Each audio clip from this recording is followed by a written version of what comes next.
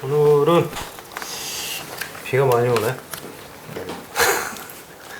비 오는 월요일입니다. 지난주 시황부터 한번 점검을 좀 해볼까? 지난주 시황을 좀 710 보완 대책도 나왔고, 그제? 근데 지난주 시황에서는 710 대책의 효과는 반영될 시간이 없었고 사실 금요일이라서 그보다는 6.17 대책에 따른 효과가 본격적으로 반영되는 거의 3주 정도 지났으니까요. 3주, 그렇지. 네. 6.17 대책에 아무튼 역풍이 제대로 일어났었다 이렇게 봐야 될 것 같은데 지난주 서울 아파트 값은 부동산 114 조사 기준으로 0.14% 올라서 작년 12월 27일 이후 최대로 상승했습니다. 특히 저희 기사도 곧 나올 건데 노도강이라고 하는 노원 도봉 이런 곳들이 가장 많이 올랐고요. 강북이 많이 올랐는데 0.32%. 강북. 저 노원구 취재 갔었던 저 전현희 기자의 취재에 따르면 노원구의 저가 아파트들은 현재 매물이 없어서 못 산다. 저가 아파트가? 네. 그래도 찾아보면은 2억 원대 아파트들 소형인데 전용 한 40 제곱미터 네. 되는 그런 아파트들이 전부 3억 이상으로 올랐고 이제 좀 중형 아파트에서도 6억 이상의 아파트들이 6억 이상으로 뛴 데가 많다. 그래서 사실은 이제 신혼부부라든지 무주택 실수요자들이 그나마 서울에서 접근을 할 수 있었던 데가 노원구라든지 그런 곳들이었는데 올 6월 정도를 계기로 거래량과 가격이 급등하면서 그런 아파트들을 더 이상 찾아보기 어려워졌다라는 상황이 나타나고 있습니다. 그럼 결국은 뭐 정부 6.17 대책 때문에 네. 규제, 그러니까 여기는 규제 대상은 아니잖아요, 여기는. 그러니까 이런 아파트들이. 그렇죠. 6.17 대책 같은 경우 이제 서울은 다른 지역이 규제에 같이 묶여버리면서 서울로 역풍 효과라든지 역풍선 효과 아니면 빨대 효과, 쏠림 현상이 나타난 건데 그 효과가 이제 6월 17일 이후로도 점점 상승률이 올라가고 있으니까요. 급기야 1년 내 최대 상승률까지 기록하게 됐으니까 6.17 대책에 효과가 없었다는 것 아니면 역효과가 났었다는 것을 보여줬었던 지난주 시황이었던 것 같은데요. 또 전세도 계속해서 오르고 있고 전세값도? 네, 전세는 송파 같은 데는 최대 4천만 원까지 연주 동안 4천만 원? 하루 한 주에? 네. 엄청 많이 올랐네. 신축 아파트들이요. 그러면 이거 뭐 신규로 전세 받는 사람도 그렇고 뭐 계약갱신 앞두고 있는 사람들도 상당히 곤란한 상황이겠는데. 신도시, 일산, 광교, 경기, 인천 지역도 대체로 다 상승했고요. 전체적으로는 뭐 정부가 물론 이제 대책을 내놓은 지가 얼마 안 됐다라고 뭐 설사 얘기를 하더라도 또 오히려 떨어지는 게 아니라 계속 지금 오히려 상승폭이 좀 커졌다는 거잖아, 그지? 그러니까 그렇다는 얘기는 이제 결국 시장에서는 별로 잘 안 먹힌다는 얘기나 마찬가지 아닌가?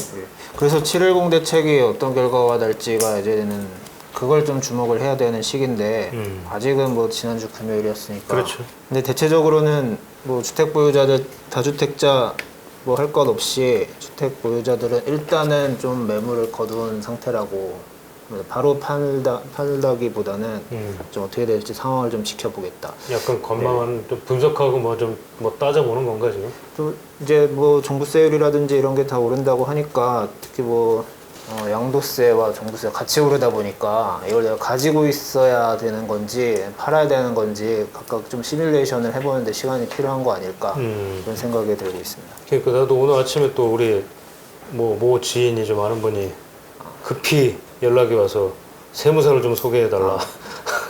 본인은 다주택자가 됐는데 2주택인데 그렇다고 무슨 뭐 강남에 무슨 아파트 몇십억짜리 갖고 있는 건 아닌데 뭐 어떻게 하다 보니까 강북에 재개발 아파트인가 재개발 뭐 주택이 한 채 있고 본인 사는 아파트 있고 그래서 뭐 두 채가 됐는데 이걸 뭐 지금 법인을 전환을 해야 되는 거냐 뭐 증여를 해야 되는 거냐 지금 뭐 도대체 종부세 때문에 죽겠다 지금 자기가 무슨 투기꾼은 아닌데 뭐 그렇게 얘기하면서 상당히 혼란을 좀 빚던데 오늘 보니까 뭐 지금 1주택자들도 결국은 이제 종합부동산세를 내년부터는 더 내야 되는 거잖아, 그죠? 네.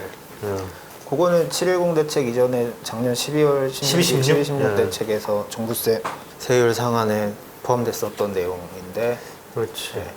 작년에 사실은 생각들이 올해 이제 그때 우리도 기사도 썼지만 이제 그 4.15 총선이 어떻게 되느냐에 따라서 사실 총선 결과에 따라서 그때 그러니까 이 종부세법 그 종부세 강화안이 통과가 되겠느냐 사실 그런 생각들도 좀 하고 있었단 말이죠. 그리고 실제로 20대 국회에서 이게 다 폐기가 돼버렸잖아, 그지? 네. 20대 국회에서 폐기됐었는데 갑자기 그냥 이 선거 국면이 이상하게 되면서 어찌됐건 여당 과반수, 절대 과반수가 되다 보니까 이런 상황이 좀 벌어진 거 아닌가 싶은 생각도 좀 뭐 들기도 하고 뭐 그런 상황이네. 그다음에 이번 주에 좀 분양 단지가 뭐 좀 뭐가 있지 좀?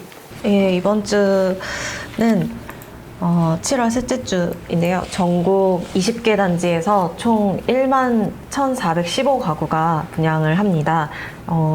이 중에서 이제 일반 분양이 8,000가구 정도이고요.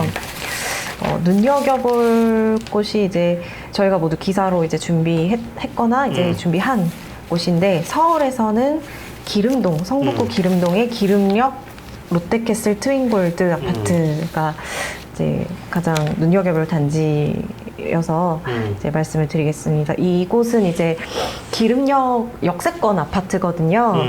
그 기름 뉴타운이 있는 곳 바로 앞에 기름역 바로 앞에 있는 이제 좀 입지가 괜찮은 대중교통 입지가 괜찮은 아파트인데 이제 이곳에서 총 일반 분양 가구 수가 218가구가 분양을 합니다.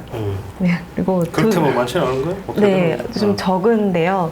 근데 이게 이제 주상복합 아파트인데, 주상복합이요? 예, 전체 그 가구 수도 좀 적어서 395가구밖에 안 되거든요. 근데 이제 두 개 동에 최고 35층 이렇게 이제 구성될 예정이고, 뭐 입지가 워낙 탁월하기 때문에 청약 경쟁률이 굉장히 거셀 것으로 이제 예상이 분양가는 되고 얼마쯤 있습니다. 되는 게? 이곳의 분양가도 굉장히 저렴해서 그 주변 시세보다 한 시세 차익이 5억 정도 날 것으로 지금 예상을 모으고 있는데요. 84제곱미터 기준으로 8억 원 정도, 그리고 25평 59제곱미터 기준으로 6억 1,200만 원에서 한 6억 2천만 원 정도 이렇게 가고 있는데요. 주변에 이제 기름 뉴타운 아파트에서 신축에 속하는 레미안 기름 센터피스 아파트가 2019년 2월에 입주했는데 이 아파트 84제곱미터가 지금 14억 원 정도를 실거래가로 찍었어요. 네, 그래서 8억 3천인가 얼마? 아까 8억 3천 6백이라고 그랬나? 네, 그 정도니까 이제 굉장히 시세 차익이 클 것으로 기대를 모으고 있습니다. 그리고 뭐 단점이 조금 있는데 저희가 기사에 이제 단점도 좀 적었는데요. 땅이 뭐 세모 모양으로 생겨서 이제 공간 활용도가 좀 안 좋고 또 주택형이 좀 다 타워형 구조가 많아서 타워형 구조? 좀 답답할 것 같다 이런 생각이 들었는데요. 가장 큰 단점은 사실 이게 역세권 아파트고 직주 근접 수요가 굉장히 클 것으로 예상이 되는데 30대의 당첨이 좀 어려울 것 같다는 게 30대 당첨이 어렵다고? 네, 뭐 그게 무슨 좀 말이지, 단점으로 제가 꼽았는데요. 여기가 지금 아무래도 그 청약 경쟁률이 굉장히 셀 것으로 예상이 되는데 올해 그 평균 서울의 평균 청약 가점이 60점대 중반이었대요. 당첨된 사람들? 네, 그래서 이제 그 평균 가점을 고려하면 적어도 57점에서 한 60점대, 70점대 정도는 돼야 이제 안정권에 들 것이다 이런 예측들이 있어가지고 조금 아무래도 40대 이상의 청약자가 유리하지 않을까 하는 전문가들의 분석이 있었습니다. 예, 60점대 정도가 되려면 보통 부양가족이 한 5명 정도 돼야 되고 이제 무주택 기간이 한 7년에서 10년 이상 그리고 청약통장 가입 기간이 한 15년 이상인 세대주여야지 60점대가 되거든요. 그래서 이제 자녀가 많지 않거나 혹은 뭐 청약통장 가입 기간이 짧거나 그러한 청년층, 아무래도 청년층이 그런 경우가 많아서 조금 30대보다는 40대가 유리하지 않을까 이런 신혼부부 분석이 특별 공급도 여기도 있긴 있겠지 당연히. 있긴 근데 뭐 있는데 물량이 작으니까 굉장히 뭐. 적습니다. 의미가 없겠네. 그러니까 뭐 시세 차익 로또라고 보이긴 하는데 우리 2030들은 그림의 떡이다. 뭐 이렇게 네. 봐야 되겠네 결론적으로. 네. 그다음에 그리고- 이번 주에 또 뭐 아까 예, 또 보니까 있습니다. 또 좋은 네. 게 많이 있는 것 같은데 네. 아까도 잠깐 보니까 뭐 여기저기서 하는데 또 어. 눈여겨볼 점이 과천에서 이제 경기도잖아요. 그 17일에 이제 과천 프루지오 벨라르테 아파트가 분양을 합니다. 그래서 과천 그 지식정보타운에 분양을 하는 아파트인데요. 저번에 과천 제이드자이가 공동 그렇지. 분양한 또 이후에 난리 났었잖아. 예, 그 다음 두 번째로 이제 민간 분양은 처음이고 이제 과천 지식정보타운에서는 두 번째로 분양하는 아파트인데요. 여기도 아까 기름역 롯데캐슬과 마찬가지로 굉장히 큰 시세 차익이 예상이 되는 단지인데 여기는 지금 분양가가 한 평당 2,195만 죄송합니다. 평당 2,500? 2,371만 원에 분양을 해서 과천인데 2,300만 원밖에 안 한다고? 예, 근데 과천 중앙동에 지금 아파트 평균 그 한 평당 분양가가 4,536만 원이거든요. 어휴, 그러면 반값이네? 완전 반값에 분양을 하는 셈이고요. 이제 그래서 지금 분양가가 84제곱미터의 경우에 한 7억 원대에서 8억이 넘지 않는 수준에서 지금 분양을 하는데 과천에서 지금 신축 아파트들 가격을 살펴보면 한 16억에서 17억 정도를 호가하고 있어서 8억 원 정도 차이가 납니다. 그래서 여기도 굉장히 시세 차익이 클 것으로 예상이 되는 단지입니다.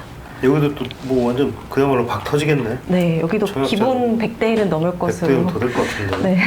근데 이제 여기는 그 지역이 과천이라서 과천은 또 이게 통장이 많지가 않지, 그죠? 네, 과천 1순위라서 과천에 사시는 분들은 사실은 당첨 확률은 아주 높은 거죠. 그렇죠. 과천에 사는 그래서 뭐 그때 뭐 우리가 기사 썼지만 뭐 전세로든 뭐든 막 네. 갑자기 막 그냥 뭐 서로 하여간 거지 욕구 맞추려고 들어오는 사람들 많았다는 거죠. 그러네. 지역 우선에서 다 끝나버리겠네. 어찌됐건 과천에서 거의. 이건 뭐 밑에 뭐 수도권이나 서울은 뭐 청약도 못 하겠네, 그죠? 그런 분위기겠지. 다 물량이 없는 거지 지금. 100%다 지역 이게 100% 지역인가? 100% 지역이겠지 뭐. 아닌가? 100%가 아니고 수도권도 주나 이게? 100%가 아니고 1순위에서 1순위는 지역 우선 마감되면은 제도가 해당 있어가지고 지역이 먼저 그러니까 해당 지역이 마감되면 해당 지역 100%잖아요. 네. 아니 근데 이게 규모가 크면 왜 100만 피해인가 뭐 택지기가 크면 네. 왜 네. 30%인가 네. 저기 주게 돼 있잖아. 네. 그러니까 여기는 어찌됐건 네. 100% 지역 다 배정이 돼야겠죠, 그러니까. 오케이, 아유 이럴 때는 또 과천에 사는 것도 참 좋겠다. 오케이, 알겠어. 자, 그다음에 그럼 뭐 분양단지들은 일단 하여간 그런 두 군데 정도가 뭐 수도권은 과천, 서울은 기름역 정도가 이번에 좀 이슈가 되겠네. 오케이, 또 뭐 있습니까 또? 710 대책에서 음.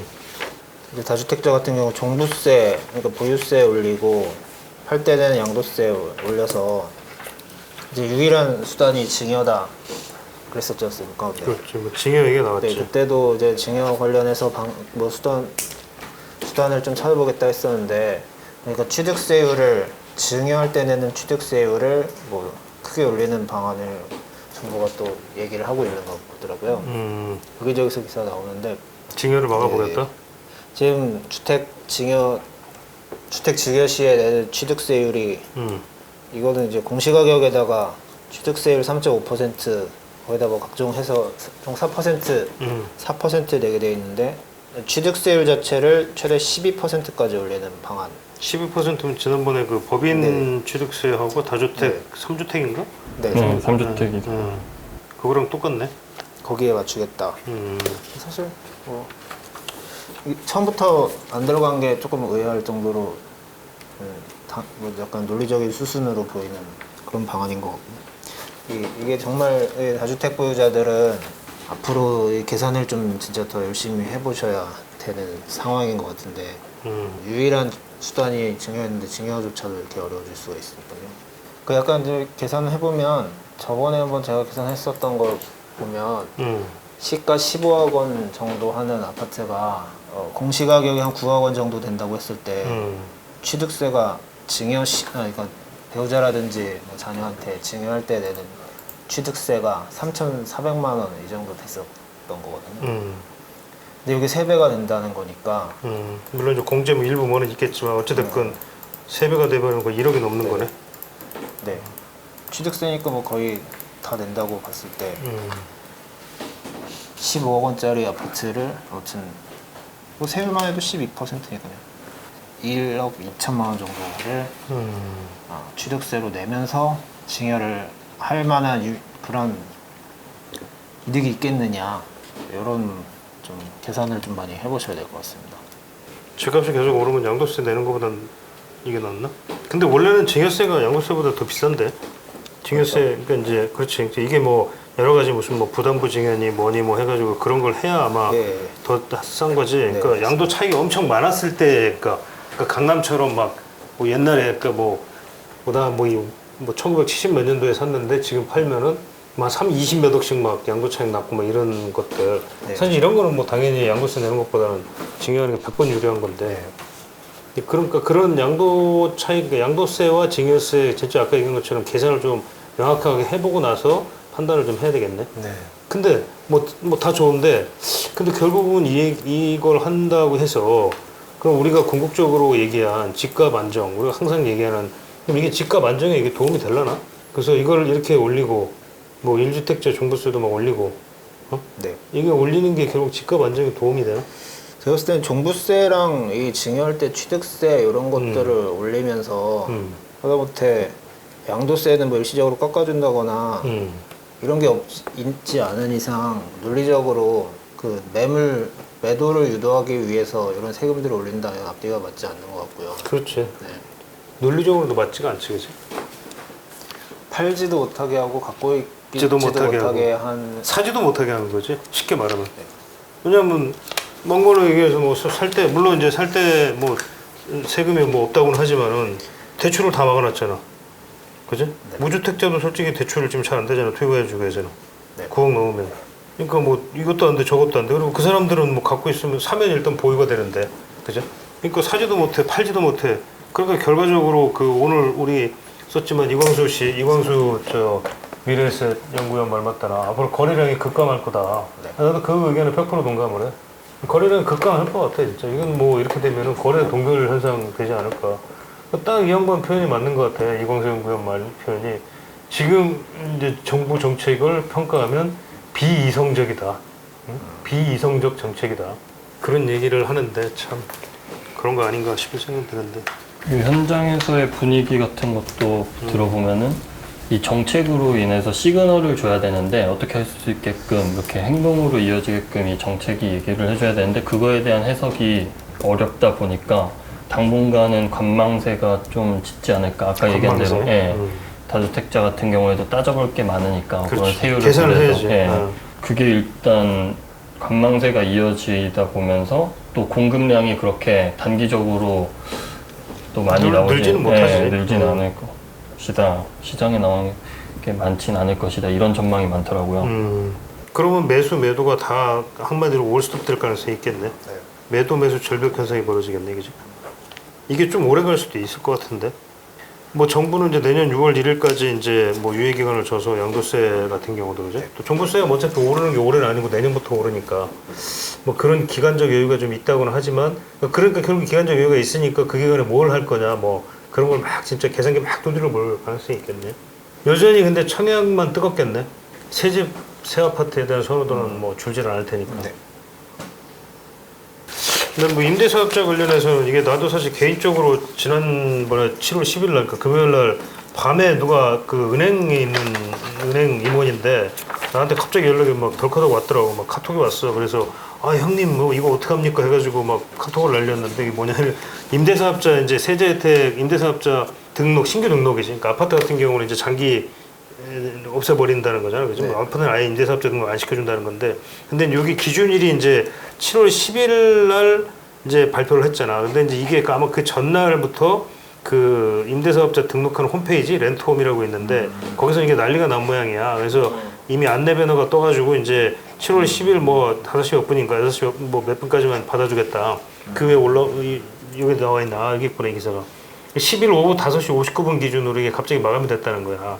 그래서 이제 그 전에 접수한 사람들은 모르겠는데 그 이후에 접수한 사람들은 이제 이걸 못할 것 같다는 거야. 그래서 여기도 보면은 10일까지 접수한 사람들만 임대사업자를 인정을 해주겠다. 그러니까 사실 이게 문제가 될 소지가 있었거든. 왜냐하면 법 개정하는데 시간이 걸리니까 사실 그렇잖아, 그죠? 그러니까 정부도 그 고민을 했겠지. 이거 만약에 이제 이거 발표하면 이제 임대사업자 등록하려고 막 몰려들 텐데 그 극도로 혼란해질 테니까 미리 전날 이제 배너 올려가지고 얍삽하게 딱 해놓은 거야. 그러니까 우린 공지했으니 그런 줄 아시오. 이것도 좀 얍삽한 건데 참 이게 그래서 나 시장에서 근데 난리가 난 거야. 막 난리가 났다고 그러더라고. 이 양반들에서 그것 때문에 나한테 문의가 왔었는데. 그러니까 이런 게 참 문제야. 근데 이것뿐만 아니라 또 우리 여기 오늘 아까 살펴보다 보니까 이제 댓글에도 그런 게 나왔는데 임대사업자 관련해서 이제 그 세제 혜택 주는 기준이 원래는 이제 4년 임대사업자 등록은 4년 8년인데, 그지? 네. 근데 이제 그 기재부 아마 그 기준에 따르면 5년 10년 그러니까 5년을 지나야 그 세제 혜택이 아마 나오는 것 같더라고. 그러니까 10년이 아니고 5년이다 이거. 아니 4년이 아니고. 그래서 4년 이미 이제 아직 안 된 사람들은 4년 만에 이제 지나면 왜 자동 말소된다고 그랬잖아. 근데 그럼 아니 5년 지나야 이거 나오지만 종부세 합산계제하고 양도세 중과배제 받으려면 임대기간 5년을 채워야 한다. 이런 규정이 있거든. 근데 4년 임대 끝나고 나면 그거 어떻게 될 거냐 도대체. 이런 것도 없이 검토도 안 하고서는 이런 걸 그야말로 여기도 보면 허겁지겁, 응? 허겁지겁 그냥 막 만들어 놓은 대책 아니냐. 이렇게 그러니까 막 비판을 하더라고. 임대기간 만료 자동 등록 말소 그렇지. 하게 돼 있으니까. 그러면 이 사람들은 아무런 뭐 아무것도 없는 거야. 4년 동안 그냥 임대 등 사업자 등록해놓고 사실 아무런 적이 없는 거지. 그러니까 5년으로 해야 되는 거 아니냐라는 게 이제 이분들의 이제 주장이지. 그래야 이제 법적인 어떤 안정성, 소급 적용 안 되는 거 아니냐, 뭐 이렇게 얘기를 하는데, 이것도 잘 모르겠어. 뭐 정부에서는 이거 검토를 해보겠다고는 하는데 참, 그러니까 너무 급하게 막 그냥 막 만들어낸 거 아닌가라는 생각은 들어. 아니면 그걸 다 계산해서 했을 수도 있습니다. 뭐 그렇겠지, 그럴 수도 있겠지. 소급 적용을 하면서 소급 적용을 피한 것처럼 보이게 그렇지. 하는. 네. 아, 절묘한 전술이야? 근데 하여간 여튼 뭐 우리 그 아까 이광수 의원도 이제 우리가 이제 지금 그 뭐지? 하반기 전망 그죠? 하고 있는데 영끌하지 말라고. 그러니까 여기 얘기는 양반 얘기는 이제 지금까지는 핀셋 규제였는데 결국에는 규제하면 결국 핀셋 규제가 아니라 전체 규제다. 그러니까 결국 피할 데가 없다. 뭐 그런 얘기더라고. 그 등록임대 사업, 등록임대 세제 혜택 폐지 때도 논란이었는데 최근 임대차 3법 당정에서 이제 법안 추진하려고 하고 있잖아요. 임대차 3법 그 전월세 신고제, 정월세 상한제, 계약갱신 청구권제 요것도 소급 적용을 이제 할 것이다 이런 얘기가 당정에서 나오고 있어서 소급 적용? 법을 시행하기 이전에 계약한 세입자에게도 기존 계약자들 기존 그러니까. 계약자들에게도 이걸 적용을 할 수도 있다 얘기가 나오면서 좀 뭐 재산권 침해 뭐 이런 얘기도 계속해서 나오고 있더라고요. 또 기존 계약자들한테 적용한다는 얘기는 그러면 만기 앞둔 사람들 같은 경우에도 나가라고도 못하겠네 그러면. 네, 그게 가장 큰 문제고 뭐 계약 만료를 앞둔 임대인들이 아마 좀 반발이 좀 심하지 않을까. 그렇지. 네. 뭐 계약 기간이 좀 남아 있는 사람들 같은 경우는 한 1년 이상 남았을 경우라면 사실 크게 문제될 건 없는 것 같은데 뭐 반발할 이유는 별로 없지 사실. 근데 이제 지금 당장 뭐 한두 달 남겨놓고 있거나 뭐 이런 사람들 같은 경우에 그러면 지금 전세값 올랐을 경우에는 전세값 올리고 싶을 텐데 그지? 전월세를 올려야 될 텐데 그러면 올리지를 못한다는 얘기네. 그런 거 아니고 임대차 3법이 뭐 그런 거니까. 5% 이상 기존보다 올릴 수 없으니까. 아이고 이게 또 뭐 시끌시끌 하겠네. 이게 지금 7월 이번 달 국회 임시국회에서 지금 통과시킨다는 거지 지금. 예. 근데 이게 어찌됐건 뭐 지금 통과 가능성은 뭐 거의 90% 이상 아니야? 상당히 높은 편이죠. 이게 민주당에서도 좀 이게 어떤 형태로 할지가 이게 뭐 계약갱신 청구권제 같은 경우에도 이게 법안에 대해서 현재 좀 안에 내용을 어떻게 할지에서만 좀 의견이 좀 갈리고 있을 뿐이지 뭐 통과 여부는 사실상 좀 엄청 높다고 거의 봐야 통과된다고 돼요. 봐야 되는 거지. 뭐 아까 난 보니까 신규로 주택 공급 관련한 뉴스 중에 이제 고밀도 개발을 좀 정부에서 좀 서울시하고 이미 정부가 서울 시내 역세권이라든지 이런 데를 고밀도로 좀 지금보다 용적률이라든지 이런 걸 더 높이고 층수를 높여가지고 집을 더 많이 지을 수 있게 그렇게 해주겠다. 뭐 이런 걸 지금 협의가 어느 정도 된 것처럼 그런 아까 뉴스가 내가 봤거든 나오더라고. 아니, 또 실제로도 그런 게 우리 지난번에 뭐지 그 710 보안 대책에도 네. 그런 내용들이 좀 들어 있었잖아, 그지? 네. 그러니까 뭐 이런 부분들은 뭐 어떻게 보면 고밀 개발을 한다는 게 뭐 나쁘진 않은 것 같긴 한데 역세권 같은 데는 우리가 그동안에도 계속 주장했던 게 조금 더 밀도를 높여줘라. 외곽은 좀 낮추고 차라리 자꾸 신도시 개발하지 말고 시내에다가 좀 공급을 좀 해줘라. 뭐 그런 얘기니까 바람직한 방향인 것 같긴 한데 어떻게 될지 좀 두고는 봐야 될 것 같아. 아이고, 오케이. 또, 자, 뭐, 다른 거 없으면 한번 댓글 좀 한번 살펴봅시다. 오늘은, 아까 보니까 뭐, 댓글들이 상당히 많이 뭐, 이것저것 많이 달렸더라고. 근데 뭐, 여기 이제 결국은 뭐, 이거는 상당히 귀담아들 만한 게, 다주택자의 좀 기준을 좀 바꿔라. 왜냐하면 여기 1억짜리도 한 채요, 10억짜리도 한 채요, 30억짜리도 한 채다. 근데 전부 다 이걸 다주택자라고 한다? 이건 문제 있는 거 아니냐 이거지. 이런 뭐 것들은 좀, 그죠? 얘기가 되는 것 같아요. 저희가 그때 지방에 두 채 있는 뭐 얘기 사례 얘기한 거랑 거의 비슷한 것 같은데. 그렇죠. 뭐 그런 것들, 그다음에 종부세 얘기가 상당히 많은 것 같아요. 뭐 증세 얘기인 것 같다. 뭐 전부 다 다들 뭐 그런 얘기인 것 같고 그런 얘기도 이게 좀 있다 보니까 나도 그 생각이 좀 들 텐데, 그러니까 헌 집은 집도 아니냐. 헌 집은 집도 아니냐. 지금 뭐 그렇게 여기 보면 그래 새 아파트만 가격이 오르고 구축은 안 오르니 구입할 생각을 안 한다. 그래서 청약만 이제 받기 위해서 전세를 계속 살다 보니 이런 뭐 전세값 오르는 부작용이 생기는 거 아니냐. 구축도 집이다. 좀 사도록정 정부에서 독려를 하면 청약하지 않고 전세값 폭등하는 것도 없지 않겠느냐. 뭐 이런 말씀인데 뭐 그런 것 같아요. 이분 말씀이 그래요. 여기 보면 서울 인근의 구축 아파트 2억짜리 수두룩하게 빡빡하게 많은데 9개월, 10개월 돼도 안 팔린다. 뭐 그것도 어느 정도는 얘기가 되는 것 같아. 전부 다 사실은 새 아파트만 지금 선호를 하다. 뭐 근데 시장이 뭐 그렇게 흘러가고 있다 보니 새 아파트를 뭐 사고 싶어 하지 사실, 그죠? 제목에 좀 반말 타지 말라는 말도 있네. 검토하겠습니다. 뭐 일부에서는 또 좀 뭐 그럼 뭐 약간 지금 집값이 뭐 정상이냐, 버블 파티는 끝났으니 어서 각자의 포지션으로 돌아가세요 이런 말씀하시는 분들도 있고.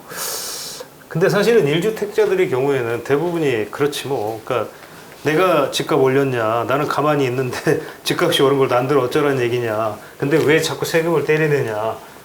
내가 잘못한 게 뭔지 좀 얘기 좀 해달라. 그런 말씀하시는 분들이 상당히 많은 것 같아요. 오늘 한 팀 정도 1주택자지? 네. 종부세 많이 오르지 않나요? 장기 보유하지 않으면 그래도 꽤 오르는 것 같은데. 그렇지. 그러니까 1주택자도 그러니까 그게 오늘 이제 그래서 정부가 왜 그 보도 설명자를 냈잖아. 거기 보면 그러니까 이제 장기 보유 특별 공제, 장기 보유 공제하고 그 고령자 공제가 있잖아. 그게 있어가지고 사실 1주택자는 이 공제를 받으면 뭐 그러니까 고령자이면서 장기 보유한 사람은 분명히 하여간 종부세 부담이 줄긴 줄어. 그건 확실한데 그 아까 뭐 자료에도 그렇게 나와 있더라고 보니까. 근데 그렇다고 해서 뭐 대부분의 경우 근데 집 가진 사람이 뭐 다 뭐 60대 이상 70대만 있는 건 아니잖아. 오히려 뭐 젊은 사람들은 돈 들어갈 때 오히려 30, 40대가 사실은 돈 들어갈 때 너무 많은데 돈 써야 될 것은 많은데 집 한 채 있다고 해가지고 그 집이 내가 원해서 오른 것도 아니고 그냥 올랐는데 거기다가 종부세 1년에 500만 원, 1000만 원씩 내라고 그런다면 그거는 조금 정상적이지는 않은 거 아니야? 누가 보더라도 좀 반발을 불러오는 조세 저항에 부닥칠 수도 있는 거지 솔직히. 네, 1주택자 같은 경우는 이 공제를 9억 원까지 해주고 그렇지, 9억이죠. 세율도 그렇게 높은 건 아니라서 뭐 그렇게 부담되진 않지. 네, 맞습니다. 1주택자 9억, 6억 공제는 뭐지? 그 2주택 네, 이상인가? 2주택 이상부터는 6억 공제. 네. 그렇지. 그러니까 과표 자체가 뭐 많이 낮긴 하더라고. 그럼에도 불구하고, 예? 그럼에도 불구하고 종부세에 대해서는 다들 좀 반발이 심한 것 같아. 왜 내야 되는지를 잘 모르겠다. 재산세 내고 있는데 이미. 그렇잖아. 아니 재산세를 안 내면 모르겠지만 재산세를 내고 있는데 또 세금을 또 내라는 거야. 종합부동산세라는 걸. 그러니까 이거는 이해하기가 어려운 거지. 나는 그렇게 생각해. 두 개를 통합을 하든지 그럼 차라리 이것도 내고 저것도 내고 왜 그러는 거야. 말이 안 되지 사실. 오케이. 자 오늘은 뭐 다른 거 없으면 여기까지 합시다. 수고 열심히 해.